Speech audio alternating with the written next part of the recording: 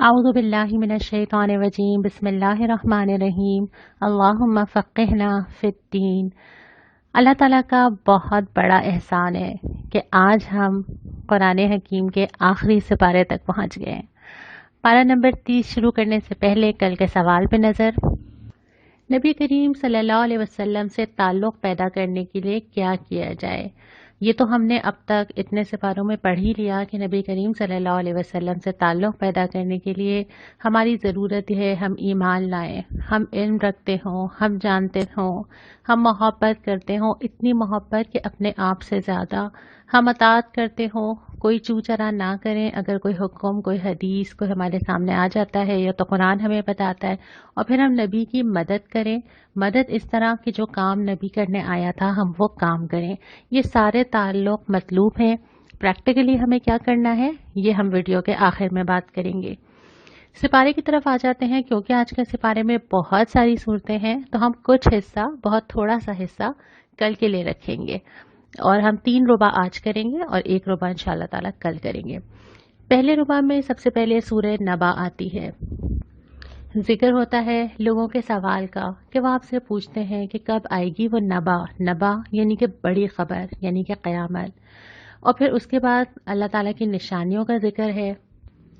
پہلے تو یہ فرمایا کہ وہ خبر تو آئی جائے گی ان قریب جس کی تمہیں پہلے سے بتا دیا گیا ہے، اور اس کے بعد پھر زمین کی ساری نشانیاں جو اللہ تعالیٰ نے دی ہیں، زمین کو فرش بنانا، پہاڑ کو میخیں بنانا، سب کو جوڑوں کی شکل میں پیدا کرنا، دن کو معاش کے لیے اور رات کو نیند کے لیے بنانا، پھر آسمان، سورج، بارش، ان تمام چیزوں کا ذکر کرنے کے بعد فرمایا کہ فیصلے کا دن تو مقرر ہے نا، فیصلہ تو ہوگا، اور پھر جس نے جو کیا ہوگا، سرکشوں نے جو کیا ہوگا، اللہ تعالیٰ سے سرکشی کی ہے، جہنم تیار ہے، اور جو متقین ہیں وہ انشاءاللہ وہ کامیابیاں دیکھیں گے جس کا وعدہ کیا گیا تھا۔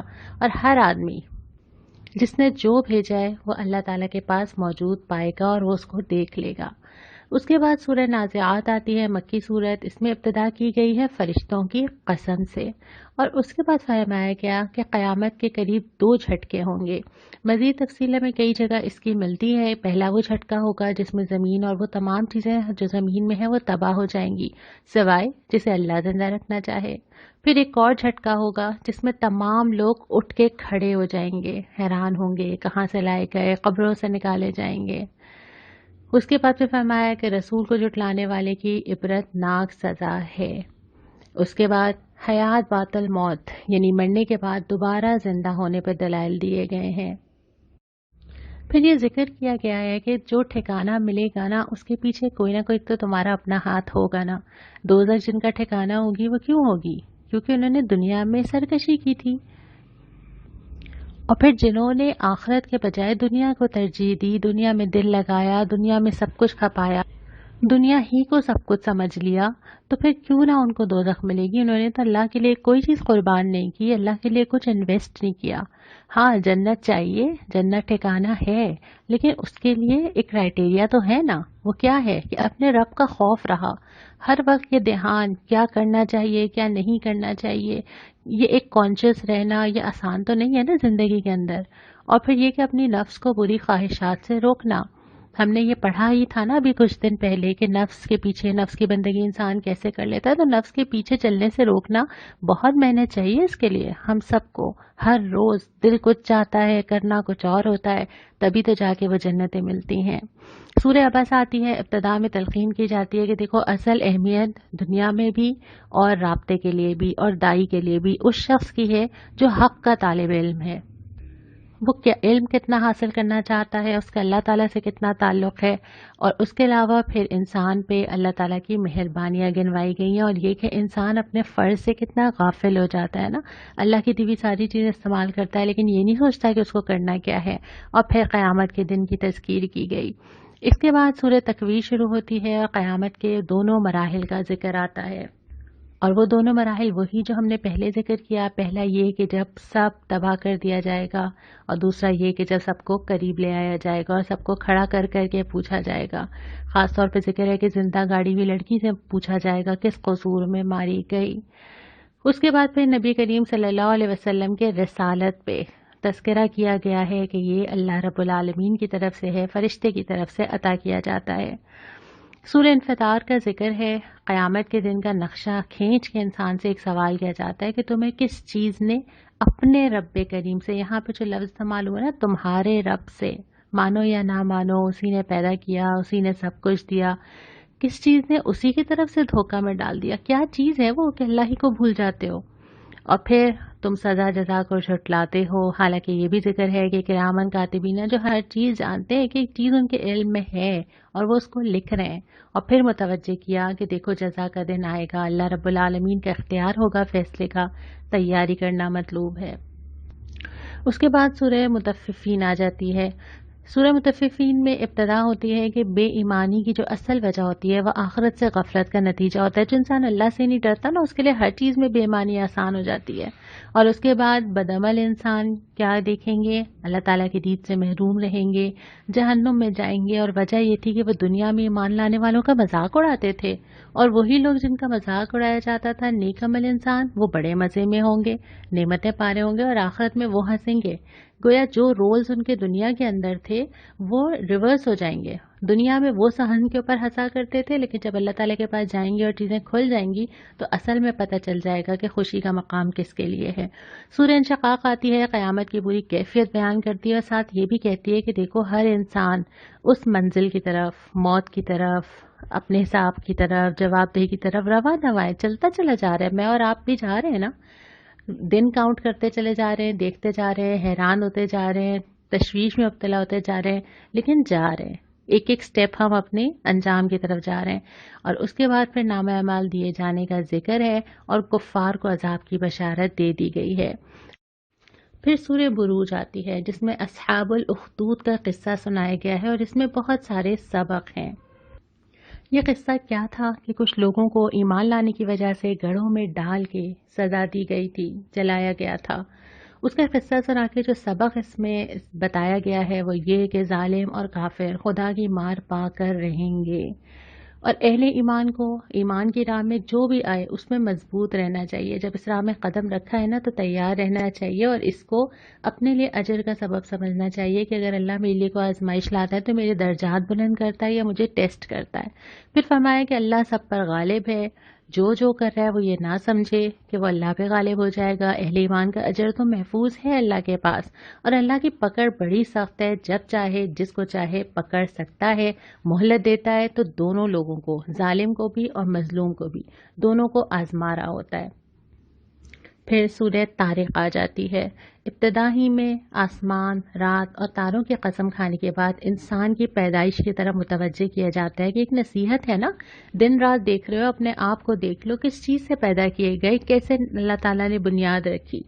اور اس کے بعد پھر ذکر کیا ہے جب اللہ نے ایک دفعہ پیدا کر لیا دوبارہ بھی اللہ اس پہ قدرت رکھتا ہے، اور جب اللہ سب کو کھڑا کرے گا تو پھر سب پوشیدہ، چھپا ہوا، جو کسی کو نہیں پتہ چلا، جو چھپا کے لے گئی، جو اپنا امپریشن بنانے کے لیے جو میرے دل میں تھا، جو چیزوں پہ میں نے پردہ ڈال دیا، سب نکل کے آ جائیں گی۔ اور اس کے بعد پھر ذکر کیا کہ دیکھو یہ جو چیز ہے نا، یہ آخرت، یہ جواب دہ، یہ کوئی مذاق نہیں ہے، یہ کوئی اتنی لائٹ چیز نہیں ہے کہ میں اگنور کر کے آگے بڑھ جاؤں، اس کو مجھے سیریسلی لینا چاہیے۔ اور اس کے بعد نبی کریم صلی اللہ علیہ وسلم کو تسلی دی گئی ہے کہ کافرین کو آپ ان کے حال پہ چھوڑ دیجئے۔ پھر سورہ اعلیٰ آتی ہے، ابتدا ہی ہوتی ہے کہ اپنے رب کے نام کی تسبیح کیجئے۔ یہ ہم نے کہیں جگہ پڑھا ہے کہ اللہ کی تسبیح کرنا، اللہ کی دی ہوئی چیزوں پہ اللہ کا ذکر کرنا، اور تسبیح کے بہت سارے عملی طریقے ہیں۔ نماز بھی تسبیح کی ایک شکل ہے، اور وہ کلمات بھی جو ہمیں سکھائے گئے ہیں، خاص طور پہ سبحان اللہ و بحمدہ، سبحان اللہ العظیم۔ پھر ذکر کیا کہ کامیابی چاہیے نا، ہر ایک کو چاہیے، تو کیا کرنا ہوگا؟ تزکیہ کرنا ہوگا، صاف کرنا ہوگا اپنے نفس کو، دیکھنا ہوگا، چھانٹنا ہوگا، اپنے رب کے نام کو یاد کرنا ہوگا، یاد رکھنا ہوگا ہر لمحہ۔ اس کے بعد یہ کہ نماز سے اللہ تعالیٰ سے تعلق بنانا ہوگا، جب ہی وہ فلاح ملے گی، اور اس کے ساتھ ساتھ ترجیح بھی طے کرنی ہوگی۔ دنیا کو ترجیح دو گے تو اسی کی طرف چلتے چلے جاؤ گے، دنیا کو استعمال کرو، ترجیح نہ بننے دینا۔ ترجیح کس کو بنانی ہے؟ آخرت کو، کیونکہ اس نے ہی ہمیشہ رہنا ہے۔ پھر سورہ غاشیہ آتی ہے، ابتدا میں ذکر ہوتا ہے اس آفت کا جو اچانک اور چھا جائے گی، کوئی اس سے بچے گا نہیں، اور اس میں جو لوگوں کی مختلف کیفیات ہوں گی، کیا وہ محسوس کر رہے ہوں گے، کچھ تھکے ہوئے ہوں گے، کچھ بہت بار رونق ہوں گے، گلو ہوگا ان کی شکل کے اوپر، پتہ ہوگا نا ہم کیا کر کے آ رہے ہیں۔ پھر اس کے بعد سوال اٹھائے گئے ہیں کہ کیا یہ لوگ دیکھتے نہیں ہیں آس پاس ہی، کہیں اور جانے کی تو ضرورت ہی نہیں ہے نا، یہاں پہ ذکر ہے اونٹوں کا، پہاڑوں کا، آسمان کا، زمین کا، میں اس لسٹ کو جتنا لمبا کرنا چاہوں کر لوں، اپنے آپ کو، اپنی انگلیوں کو، اپنے ہاتھ کو، آسمان کو، بارش کو، گرمی کو، جو چیز بھی ہو، کون سی چیز ایسی ہے جس کو دیکھ کے اللہ نظر نہ آتا ہو؟ نگاہ چاہیے ہوتی ہے، ہر ایک کے پاس نگاہ نہیں ہوتی نا، جب اللہ دل کی کھڑکی کھولتا ہے، قرآن بھی یہ کام کرتا ہے، تو پھر انسان کو وہ نگاہ پیدا ہوتی ہے، پردے ہٹتے ہیں اور ہر چیز میں قدرت اور اللہ کی کائنات نظر آنے لگتی ہے، اللہ کی نشانیاں کھل جاتی ہیں۔ اس کے بعد پھر نصیحت کیے جانے کی تلقین ہے کہ آپ کسی پہ زبردستی تو نہیں کر سکتے نا، لیکن اس کا یہ مطلب نہیں ہے کہ آپ نصیحت کرنا ہی چھوڑ دیں، نصیحت تو آپ کرتے چلے جائیے۔ اس کے بعد پھر سورہ فجر شروع ہوتی ہے، اور سورہ فجر میں ابتدا میں تمام ان قوموں کا ذکر کیا گیا ہے جو بڑی عالی شان تھیں، جو بہت صلاحیت رکھتی تھیں، بڑی بڑی چیزیں بنا لیتی تھیں، جہاں تک کہ چٹانیں تراش لیتی تھیں، لیکن ہوا کیا؟ فساد کیا زمین پر، اللہ کے خلاف گئے اور اللہ تعالیٰ نے پکڑ لیا۔ تو اللہ تعالیٰ تو ہر ایک کو موقع دے رہا ہے اور جب چاہے اس کو پکڑ سکتا ہے، اور ان کا بھی یہی انجام ہوا۔ اس کے بعد پھر انسان کا ذکر کیا ہے، جو مادیت انسان کے اندر ہوتی ہے نا، یہ جو مال کی محبت ہے، یہ جو رویہ انسان کا دنیا میں چینج کرتی ہے۔ جب اس کو بہت کچھ ملتا ہے تب ٹھیک ہے، پھولے نہیں سماتا، خوش ہوتا ہے، ذرا سی مشکل آئی تو کیا کہتا ہے؟ مجھے کہاں ڈال دیا اللہ تعالیٰ نے، کس چیز میں مبتلا کر دیا، شکوے کرنے لگتا ہے، شکایتیں کرنے لگتا ہے۔ جبکہ یہ صحیح رویہ نہیں ہے، انسان تو مشکل میں بھی، تنگی میں بھی اللہ سے مانگتا ہے، اللہ تعالیٰ کا شکر ادا کرتا ہے۔ تو مومن کا رویہ، پہلے بھی ہم نے بات کی کہ ہر حال میں، مشکل ہو یا آسانی، اللہ کی طرف رجوع کا ہی ہوتا ہے۔ اس کے بعد ذکر کیا ہے کہ جو مال سے محبت ہو جاتی ہے، اس کے جو نتیجے ہوتے ہیں، یہ ہم شیئر نہیں کرنا چاہتے، ہم چاہتے ہیں بس سمیٹ لیں، اپنے پاس رکھ لیں، جیسے یتیم کا مال چاہتے ہیں کہ قبضہ کر لیں، مسکین کو کھانا نہ ایک دوسرے کو کہتے ہیں، نہ خود چاہتے ہیں کہ کھلائیں، میراث بانٹنے کے بجائے سمیٹنا پسند کرتے ہیں۔ تو مال کی محبت ہے دل کے اندر، تبھی یہ رویہ پیدا ہوا ہے۔ آپ نوٹ کیجئے کہ اللہ تعالیٰ نے جتنی بھی ایسی چیزیں جو ہم سے غلطیاں ہو جاتی ہیں، حج میں کوئی غلطی ہوتی ہے، کفارہ دینا ہے، قسم کھانا ہے کے بارے میں، روزہ نہیں رکھ پا رہے ہیں، بیمار ہیں، بہت ساری چیزوں میں کفارے میں اللہ تعالیٰ نے مال نکالنا رکھا ہے۔ صرف توبہ نہیں ہے، آپ اس کو رجوع بھی کر لیں گے، معاملات بہتر بھی کر لیں گے، اللہ سے توبہ بھی کر لیں گے، لیکن آپ کو اس کے ساتھ ساتھ اپنا مال نکالنا ہے، کیونکہ جو مال ہے نا، یہ دل میں جگہ بنا لیتا ہے۔ تو اللہ تعالیٰ چاہتا ہے کہ میرا مال نکلے تاکہ دل پہ کچھ چوٹ تو پڑے، اور واقعتاً مال نکالنا مشکل کام ہے نا، 4 نفل پڑھوا لیں مجھ سے آسان ہے، پیسے مجھ سے مانگ لیں تو ایک لمحے کو کچھ تو لگتا ہے نا جا کے دل کے اوپر۔ تو یہاں پہ بھی ذکر ہے کہ یہ ساری چیزیں جب ہی پیدا ہوتی ہیں جب تمہیں مال سے محبت ہونے لگتی ہے۔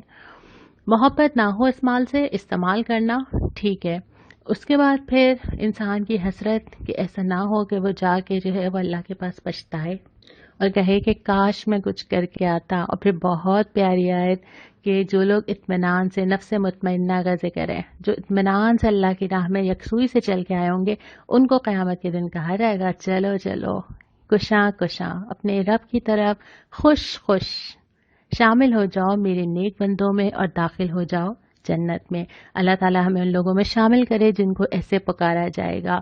کیا بلیسنگ ہوگی یہ۔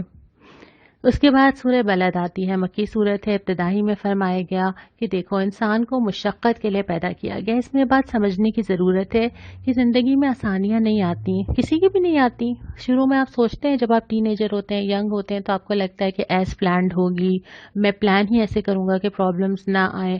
پھر جیسے جیسے آپ آگے بڑھتے ہیں، آپ کو اندازہ ہوتا ہے کہ چیزیں پلاننگ سے نہیں چلتی اور زندگی آسان نہیں ہوتی، زندگی کے فیزز آتے ہیں، ساتھ ساتھ ہر طرح کے آتے ہیں۔ تو انسان کو یہ سمجھنا چاہیے، ایک تو یہ کہ زندگی آسان نہیں ہے، دوسری بات یہ کہ یہ دنیا آسانی کے لیے نہیں ہے، آسانی تو جنت میں ہے۔ آپ کو کچھ نہ کچھ تو دنیا میں مشقت اٹھانی ہوگی نا، اپنے کمفرٹ زون سے نکلے بغیر تو دنیا کا بھی کوئی کام نہیں ہوتا۔ آپ دین کے راستے پہ چلنا چاہتے ہیں اور چاہتے ہیں کہ آپ اپنے کمفرٹیبل زون میں رہیں، آپ کو کوئی مشکل نہ اٹھانی پڑے، یہ نہیں ہو سکتا۔ کہیں تو آپ کو کچھ نہ کچھ دینا ہوگا نا اللہ کے لیے، کچھ تو لگانا ہوگا نا۔ اور اس کے بعد پھر یہ فرمایا کہ انسان جو ہے وہ مال پہ بہت فخر کرتا ہے نا، میرے پاس اتنا مال ہے۔ مال اس لیے ذکر کرتا ہے کہ اتھارٹی انسان کے اندر لاتا ہے، ایک فخر لاتا ہے۔ اور اس کے بعد فرمایا کہ ہم نے تو دونوں راستے دکھا دیے تھے، اچھا اور برا دونوں سامنے تھے نا. اب جس نے جو راستہ اختیار کیا، مشکل اٹھانی ہی نہیں چاہیے، چاہا کہ دنیا میں سیٹل رہے، ہر چیز کچھ ڈسٹرب نہ کرنا پڑے. اور اس کے بعد پھر نیکی کے کام گنوائے ہیں کہ یہ سب کچھ کرنا تھا. گردن چھڑانا یعنی کسی کو قرض سے نجات دلا دینا، کسی کے لیے آسانی پیدا کر دینا، یتیم کی سرپرستی کرنا، مساکین کی مدد کرنا، ایمان لانا، اس پہ صبر کے ساتھ قائم رہنا، لوگوں کے ساتھ رحمت کا معاملہ کرنا. اور یہ ہر چیز، یہ ہر نقطہ اتنی تفصیل چاہتا ہے نا. ایک ہی نقطہ اگر لے لیجئے، رحم کا معاملہ. رحم کا معاملہ یہ ہے کہ جیسے تم زمین والوں پہ رحم کرو، آسمان والا تم پہ رحم کرے گا. ہر انسان کے لیے دل میں خیر خواہی رکھنا، نرمی کے ساتھ پیش آنا، اس کو چانس دینا، اس کو مارجن دینا، اس کو جج نہ کرنا، اس کے لیے آسانیاں فراہم کرنا. یہ تمام چیزیں اس کے اندر آ جاتی ہیں، اور ان میں سے ہر ایک پوائنٹ کی بے شمار تاکیدیں اور حدیثیں ہمیں ملتی ہیں. پھر سورہ شمس آ جاتی ہے، ذکر کیا جاتا ہے کہ دیکھو کائنات میں بھی اللہ تعالیٰ نے متضاد چیزیں بنائی ہیں نا. دو چیزیں دن ہیں تو اس کا اپوزٹ رات ہے. اسی طرح کے مثالوں کے بعد ذکر ہے کہ نیکی اور بدی بھی ایسی ہیں، دو اپوزٹ چیزیں ہیں. اللہ تعالیٰ نے انسان پہ ہر چیز الہام یعنی اس کے اندر بلٹ ان ہے کہ وہ نیکی کو پسند کرتا ہے، برائی سے دور ہونا چاہتا ہے، وہ دبا دیتا ہے اس چیز کو، لیکن وہ سکون پاتا ہے. جیسے جیسے وہ اپنے نفس کو یہ چیز دیتا ہے نا. ہم کیوں نماز، عبادت، حج، سجدہ ہم کیوں سکون محسوس کرتے ہیں؟ اس کی وجہ سے کہ یہ فیچر ہمارے اندر بلٹ ان ہے اور ہم اس سے کشش محسوس کرتے ہیں. ہم اس کو دباتے ہیں تو پھر وہ ابھر کے سامنے نہیں آتا. اور اس کے بعد یہ کہ اگر کامیابی چاہیے تو نفس کا تزکیہ کرنا ہوگا، اور قوم سمود کی مثال دی گئی ہے. اس کے بعد سورہ لیل آتی ہے اور ابتدا میں کہا جاتا ہے کہ لوگوں کی کوششیں مختلف قسم کی ہیں، اچھی بھی ہیں، بری بھی ہیں. اور اس میں دو طرح کے لوگوں کا ذکر ہے. ایک وہ جو اپنے مال کو اللہ کے لیے خرچ کرتے ہیں، تقوی اختیار کرتے ہیں، سچائی پہ قائم رہتے ہیں. اللہ تعالیٰ ان کو آسان راستے کے لیے سہولت دیتا ہے. جو بخل، بے نیازی اس قرآن سے، اللہ کی دعوت سے کرتے ہیں، جھٹلاتے ہیں، اللہ تعالیٰ ان کو سخت راستے کے لیے سہولت دیتا ہے. پہلے بھی یہ بات ہوئی تھی، جس طرف قدم ہوگا اس طرف آسانی ہوگی. اس کے بعد یہ فرمایا کہ پاکیزگی کے لیے پھر تذکرہ یہ ہے کہ اپنا مال خرچ کرو، اور اس لیے نہیں کہ تم اللہ پہ احسان کرو، اللہ کو راضی کرنے کے لیے خرچ کرو، وہ تم سے راضی ہوگا. اس کے بعد پھر سورۃ ضحیٰ آ جاتی ہے. نبی کریم صلی اللہ علیہ وسلم کو تسلی کہ اللہ نے تمہیں بالکل نہیں چھوڑا، اللہ تمہارے ساتھ ہے، اور ان قریب ایک بہت اچھا وقت آنے والا ہے، تم خوش ہو جاؤ گے. یہ جب بتایا جا رہا ہے اس وقت تو مشکل ہی مشکل ہے، اللہ جانتا ہے نا آگے کیا آنے والا ہے. اور اس کے بعد فرمایا کہ ہم نے تمہیں کیا کیا کچھ نہیں دیا. اور اس کے بعد اس کا ذکر ہے جو نعمتیں حاصل ہونے کے بعد مطلوب رویہ ہے، جس کی کچھ جھلکیاں ہیں کہ یتیم پہ سختی نہ کرو، سائل کو نہ جھڑکو.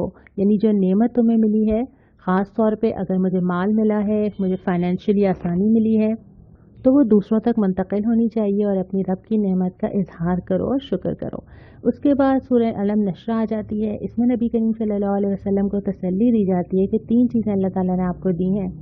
آپ کا سینہ کھول دیا گیا، یعنی آپ کو مطمئن کر دیا گیا، بھاری بوجھ جو آپ محسوس کر رہے تھے اسے دور کر دیا گیا، اور آپ کا ذکر بلند کر دیا گیا. ساری دنیا نے کوششیں کر لیں، لیکن نبی کریم صلی اللہ علیہ وسلم کے نام لینے والے، محبت کرنے والے کتنے کس تعداد میں اور آج تک موجود ہیں، اور آپ کا ذکر آج تک ہوتا چلا جا رہا ہے. یہ ذکر کیا جاتا تھا کہ کون ہوگا نام لیوا، یا نعوذ باللہ نام مٹا دیا جائے گا، لیکن اللہ تعالیٰ نے جس کے لیے فیصلہ کر لیا اس کا نام کوئی نہیں مٹا سکتا.